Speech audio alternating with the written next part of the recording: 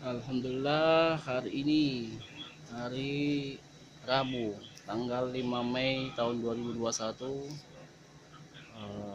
di penghujung Ramadan 1442 Hijriah telah selesai pemasangan depot air minum isi ulang di daerah Mandu Amas, tepatnya di Desa Sarmalauli, Kabupaten Tapanuli Tengah, Sumatera Utara.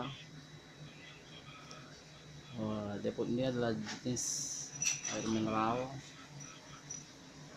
seperti biasa, terdiri dari 4 kamar, 3 kamar pengisian dan 1 untuk pembilasan, menggunakan tabung media jenis FRP ukuran 1054.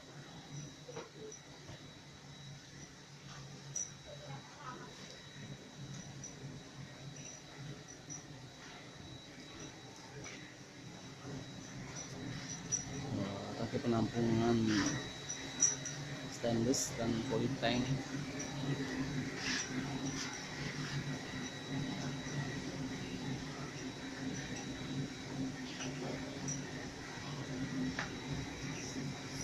Insyaallah hari ini kita pulang ke Medan.